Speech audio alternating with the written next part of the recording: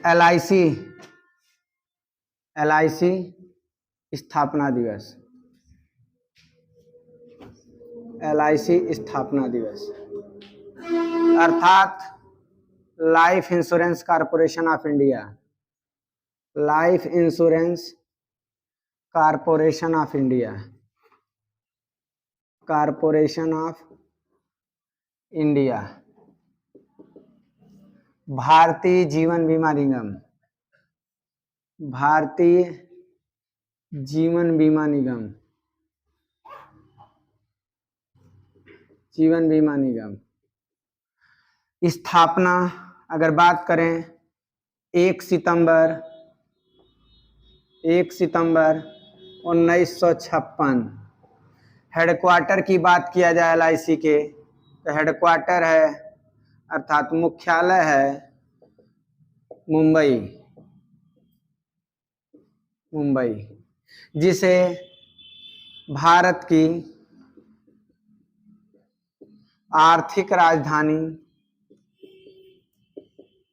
आर्थिक राजधानी कहा जाता है।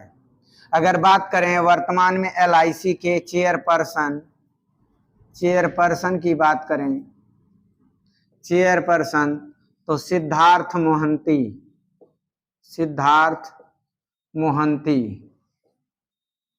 मोहंती। अगर बात करें LIC के मोटो की तो जिंदगी के साथ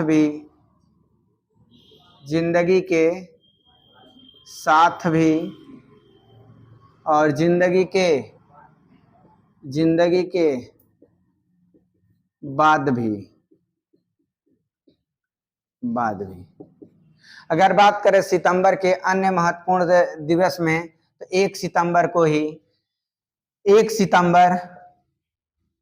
1 सितंबर से 7 सितंबर तक राष्ट्रीय पोषण सप्ताह मनाया जाता है। पोषण सप्ताह के रूप में मनाया जाता है। अब सवाल उठता है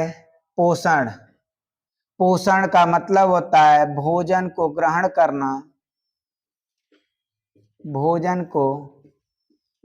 करना तथा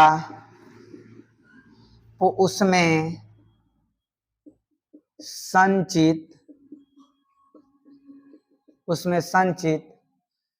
पोषक तत्वों का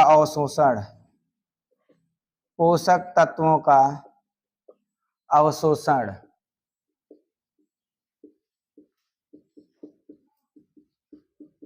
अगर मानव शरीर के लिए पोषक तत्वों की बात की जाए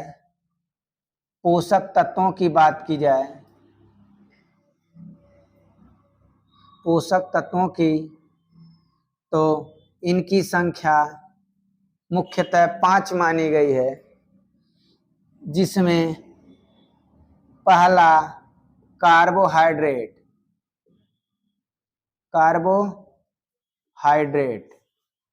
दूसरा प्रोटीन, तीसरा वसा, चौथा विटामिन, पांचवा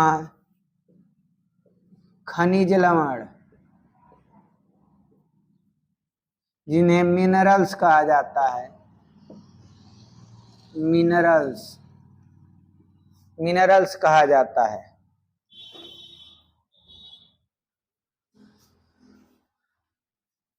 हो गया है?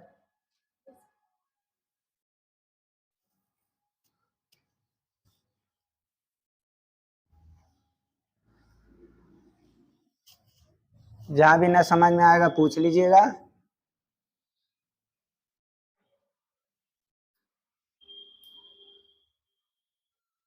कार्बोहाइड्रेट की बात करें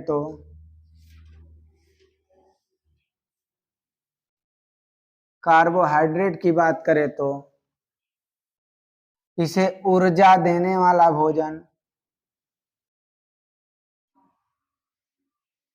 ऊर्जा देने वाला भोजन कहा जाता है। इंग्लिश में एनर्जी गिविंग फूड कहा जाता है, एनर्जी गिविंग फूड कहा जाता है। अगर बात करें इसकी इकाई की तो इसकी इकाई होती है सैकराइड।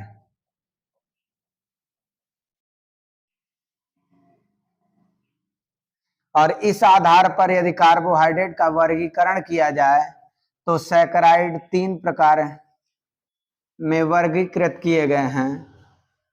पहला मोनोसैकराइड,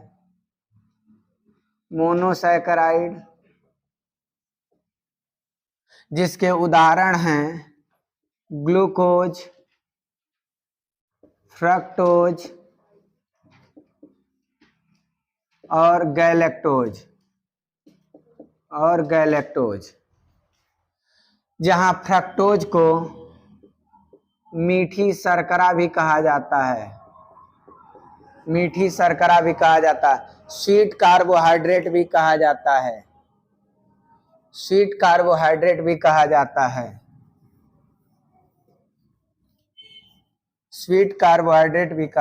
है, अगर बात करें कार्बोहाइड्रेट के दूसरे प्रकार की तो वो डाइसैकराइड होता है। डाइसैकराइड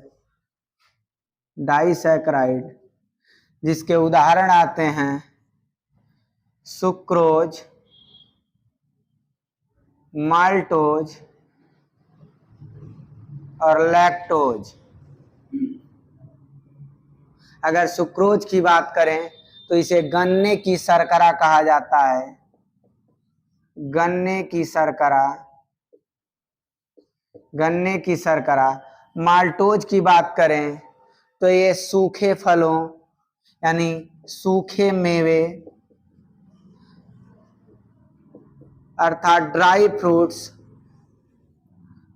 फ्रूट्स में इनकी अधिकता पाई जाती है, जैसे काजू यानी कैस्यू, बादाम, आलमंड, किशमिश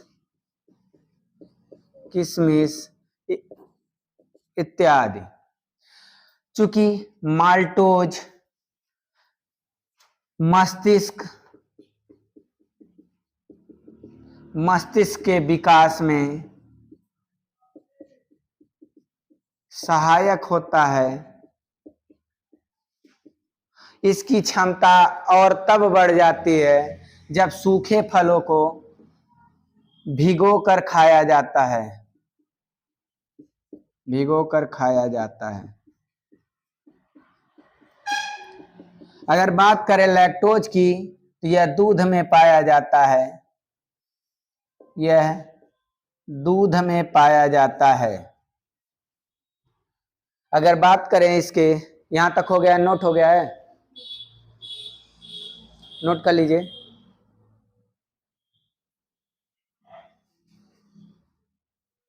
ऊपर से इरेज कर सकते हैं।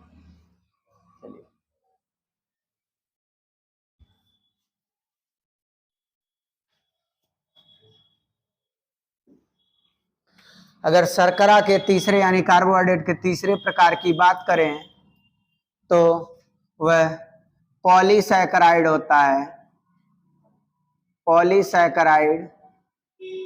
होता है, जिसके उदाहरण के रूप में सेलुलोज, स्टार्च और काइटिन। अगर सेलुलोज की बात करें तो इससे सेल वॉल यानी कोशिका भित्ति का निर्माण होता है, भित्ति का निर्माण होता है। और अगर पूछा जाए पूरे पृथ्वी धरातल पर सर्वाधिक पाई जाने वाली शर्करा, तो ये सेलुलोज ही है। पूरी धरती पर सर्वाधिक मात्रा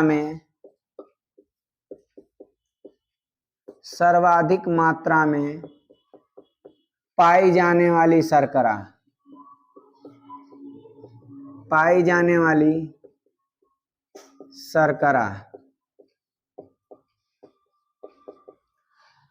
अगर स्टार्च की बात करें तो पौधे अपना भोजन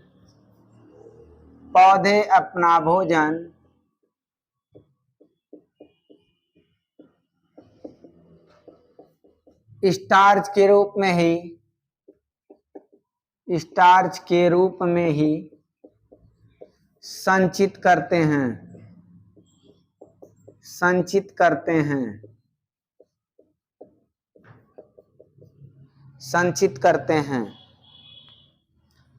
स्टार्च के रूप में ही संचित करते हैं।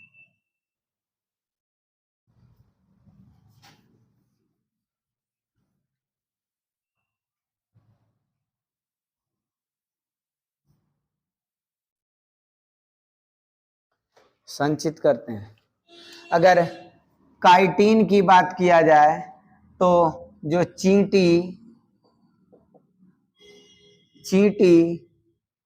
तथा छोटे कीड़े मकोड़ों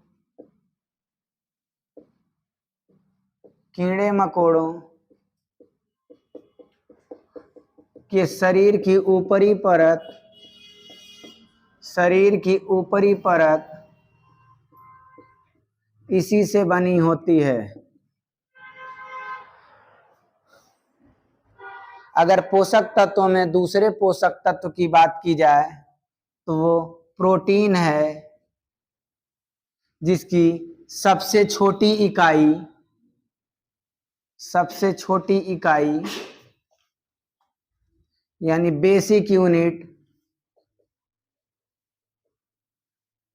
एमिनो एसिड होता है। जबकि वसा की बात करें तो इसकी सबसे छोटी इकाई यानी बेसिक या फंक्शनल यूनिट जो होती है वह फैटी एसिड होता है। अगर बात करें विटामिन की, इनका मुख्य कार्य रोगों से सुरक्षा करना होता है।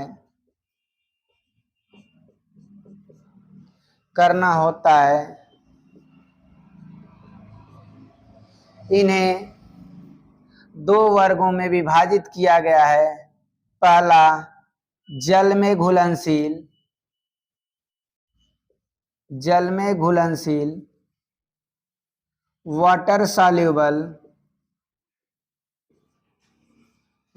सॉल्यूबल, दूसरा वसा में घुलनशील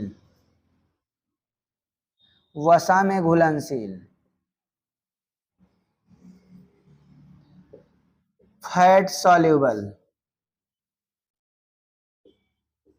अगर बात करें जल में घुलनशील विटामिन के अंतर्गत विटामिन बी और विटामिन सी को माना जाता है, जबकि वसा में घुलनशील विटामिन के अंतर्गत 4 vitamin A, vitamin D, vitamin E, vitamin के, जहां विटामिन बी का रासायनिक नाम थायमीन है, वहीं विटामिन सी का रासायनिक नाम एस्कॉर्बिक एसिड, विटामिन ए का रासायनिक नाम केमिकल नेम रेटिनॉल, जबकि विटामिन डी का रासायनिक नाम कैल्सीफेरॉल, विटामिन ई का रासायनिक नाम टोकोफेरॉल, टोकोफेरॉल, और विटामिन के का नाम नेफ्थाक्विनोन, नेफ्थाक्विनोन। कुछ बुक्स में इसी का रासायनिक नाम फिलोक्विनोन भी दिया गया है, फिलोक्विनोन। सितंबर के अन्य महत्वपूर्ण दिवस की बात करें तो 5 सितंबर है, 5 सितंबर है, जिसे राष्ट्रीय शिक्षक दिवस के रूप में मनाया जाता है, राष्ट्रीय शिक्षक दिवस के रूप में मनाया जाता है, शिक्षक दिवस के रूप में मनाया जाता है, जो कि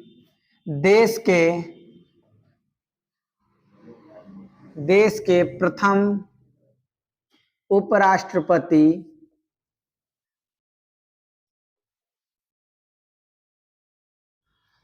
तथा देश के दूसरे यानी द्वितीय राष्ट्रपति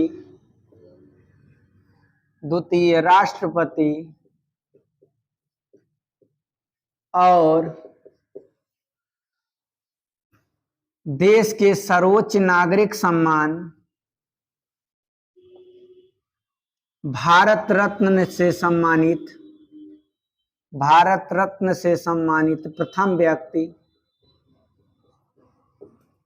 प्रथम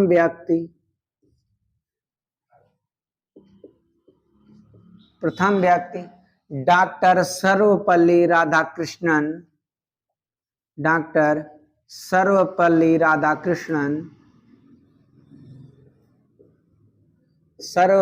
राधाकृष्णन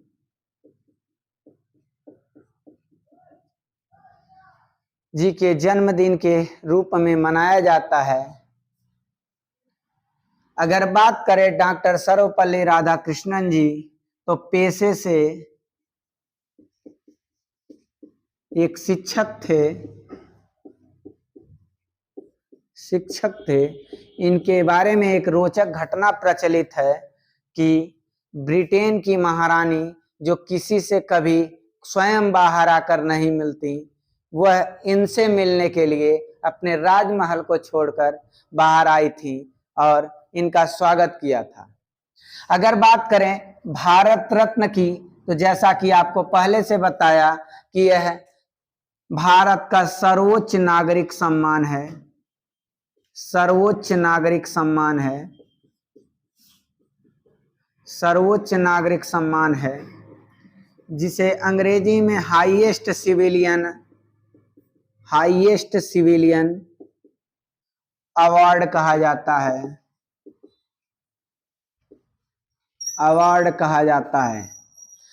भारत रत्न की बात की जाए तो इसे 1954 में पहली बार प्रारंभ किया गया था और जिसके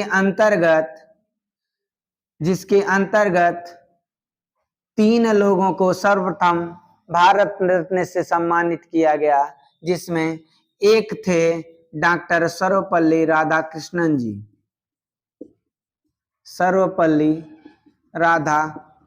जी,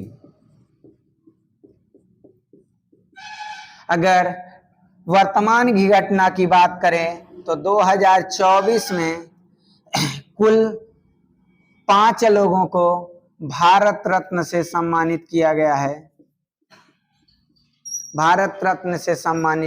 है, जिसमें कर्पूरी ठाकुर, जिन्हें समाज सेवा के लिए, कर्पूरी ठाकुर के बाद लाल कृष्ण आडवाणी, इन्हें भी समाज सेवा के लिए चौधरी चरण सिंह,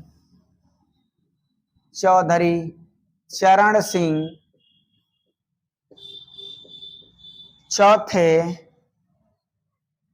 MS स्वामीनाथन,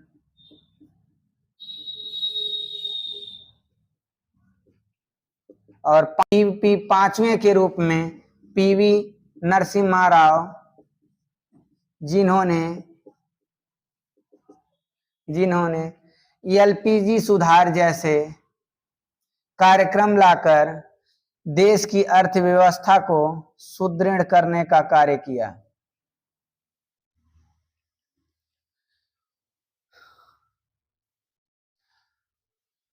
अगर नागरिक सम्मान की बात करें तो भारत में द्वितीय नागरिक सम्मान के रूप में द्वितीय सर्वोच्च नागरिक सम्मान के रूप में पद्म विभूषण, तृतीय नागरिक सम्मान के रूप में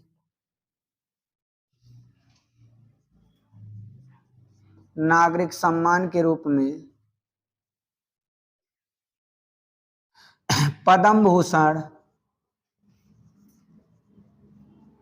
तथा चतुर्थ नागरिक सम्मान, सर्वोच्च नागरिक सम्मान के रूप में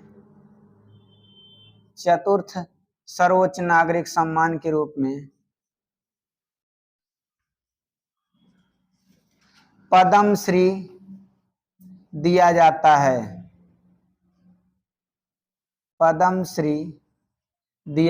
है।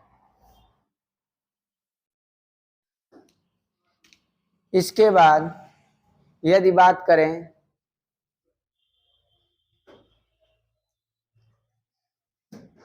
सितंबर माह के अन्य महत्वपूर्ण दिवस की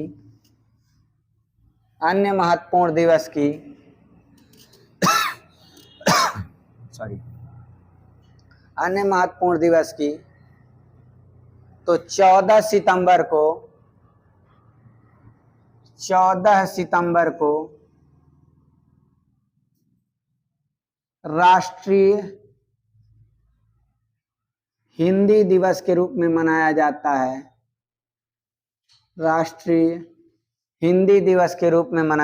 है। चूंकि 14 सितंबर 1949 को यह अनाउंस किया गया कि हिंदी भारत की राजभाषा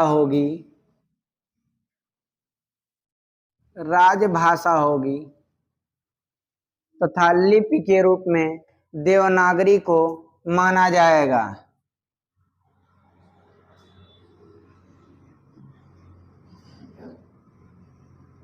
अगर देवनागरी लिपि की बात करें तो यह बाएं से दाएं की ओर लिखी जाती है।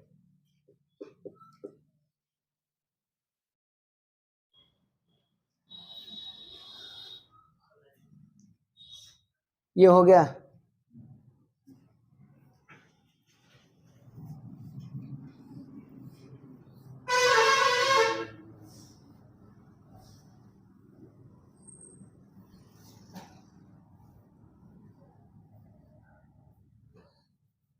चूंकि भाषा की बात आई तो इसका संवैधानिक उल्लेख की बात किया जाए तो भाषा के लिए हमारे संविधान में भाग 17 को उल्लेखित किया गया है तथा अनुसूची के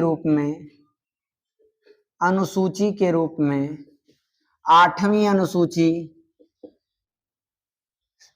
में भाषाओं का उल्लेख किया गया है। अगर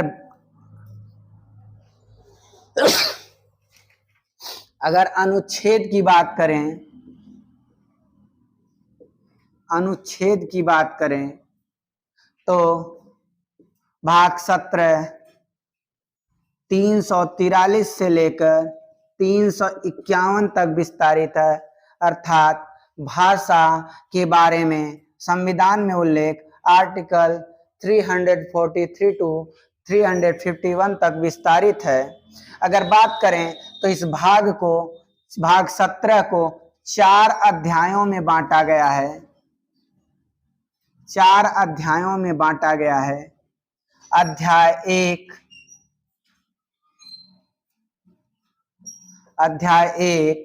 जिसमें आर्टिकल 343 तथा आर्टिकल 344 का उल्लेख किया गया है। अगर अध्याय 2 की बात करें तो इसमें आर्टिकल 345, आर्टिकल 346, आर्टिकल 347 को शामिल किया गया है। अगर अध्याय 4 की बात करें तो अध्याय 4 की बात करें तो इसमें आर्टिकल 348 और 349 को शामिल किया गया है, जबकि अध्याय 3 था।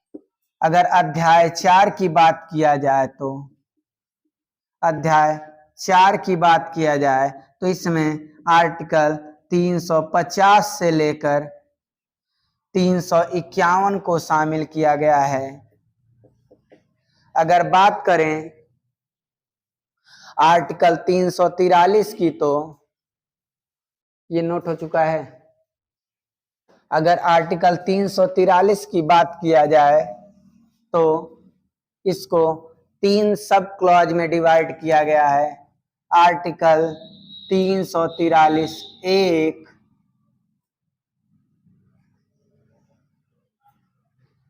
जिसमें कहा गया है कि भारत की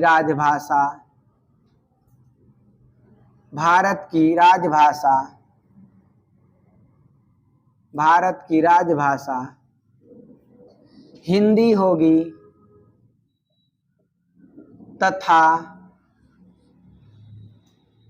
लिपि के रूप में देवनागरी लिपि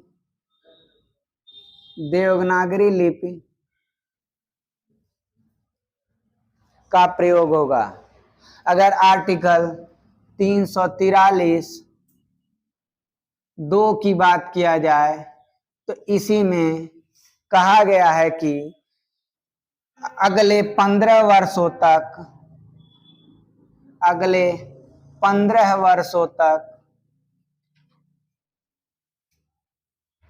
हिंदी के साथ साथ अंग्रेजी भी मान्य होगी। अगर बात करें आर्टिकल 343 सब क्लॉज 3 की तो इसमें कहा गया है कि यदि यहां तक हो चुका है।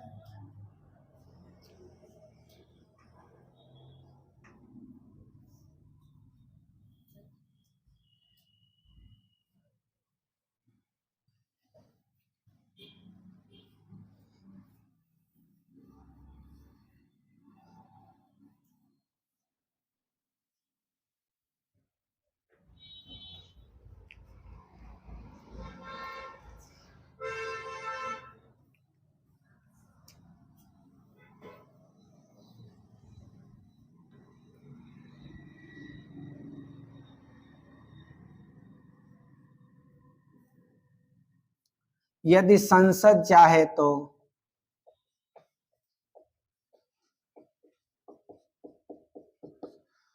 अंग्रेजी को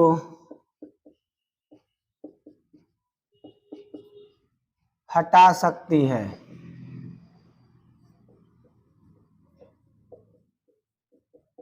अगर बात करें आर्टिकल 344 की तो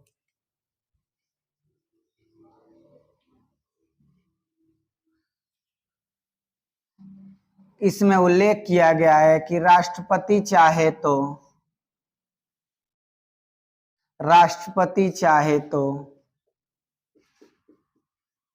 राजभाषा आयोग का गठन कर सकता है।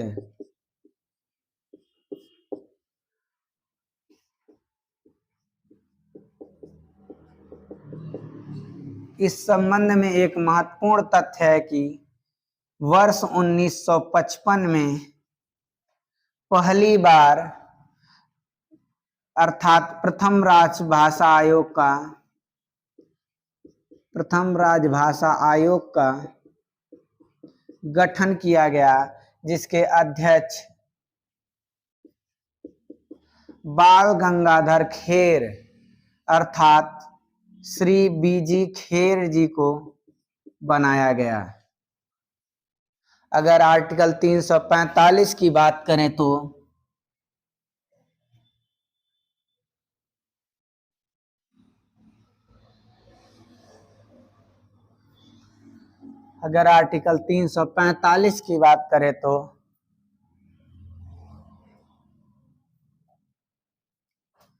इसी में राज्यों को अधिकार दिया गया है कि वह अपने राज्य की राजभाषा को निर्धारित कर सकता है।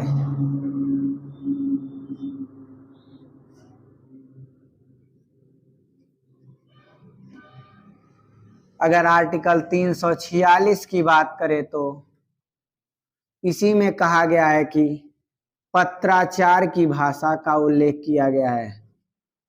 पत्राचार की भाषा का उल्लेख किया गया है। अगर आर्टिकल 347 की बात करें तो यदि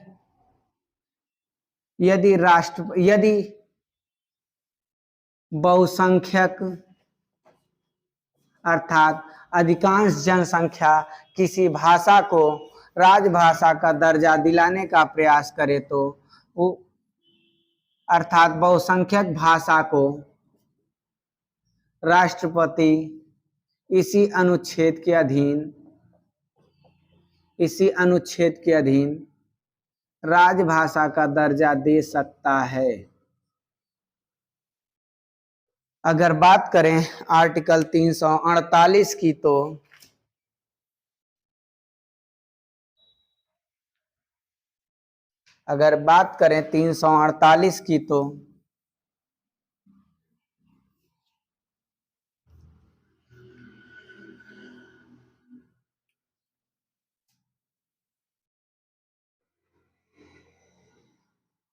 इसी अनुच्छेद में सुप्रीम कोर्ट तथा हाई कोर्ट की भाषा का उल्लेख किया गया है, जिसमें कहा गया है कि सुप्रीम कोर्ट तथा हाई कोर्ट की मानक भाषा अंग्रेजी होगी,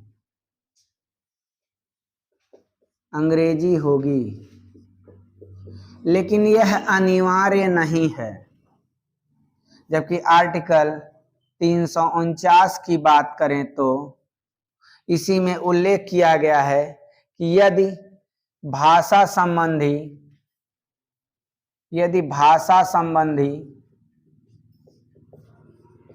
कोई प्रावधान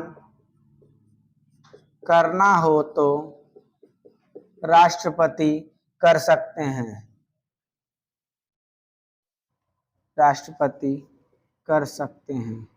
संसद की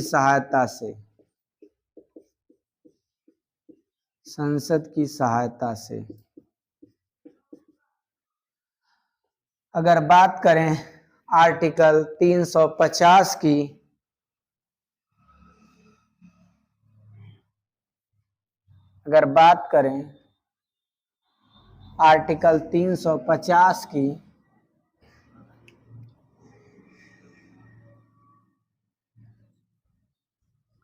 तो अल्पसंख्यक भाषा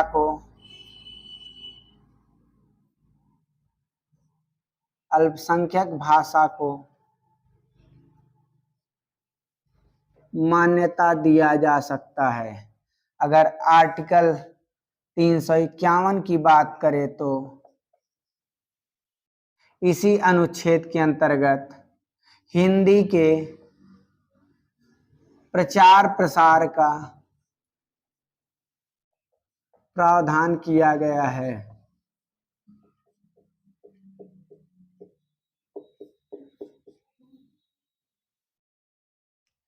यदि तो भाषा से संबंधित आठवीं अनुसूची को संविधान में उल्लेखित किया गया है, जिसमें कुल 22 भाषाओं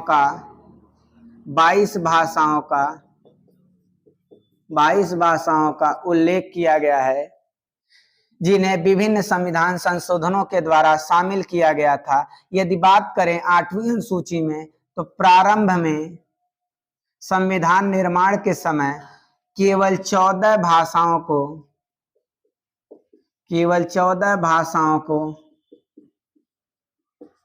8वीं अनुसूची में समाहित किया गया था, जिन्हें बाद में विभिन्न संविधान संशोधनों के द्वारा जोड़ा गया और वर्तमान में कुल भाषाओं की संख्या बढ़कर 22 हो गई।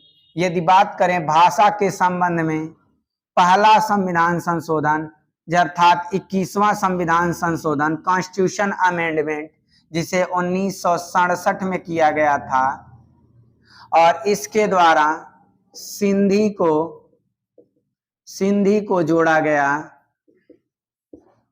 जबकि इसके बाद बात करें 71वां संविधान संशोधन, जो कि भाषा से संबंधित है, इसे 1992 में किया गया और इसके तहत 3 भाषा नेपाली, मणिपुरी और कोंकणी को जोड़ा गया।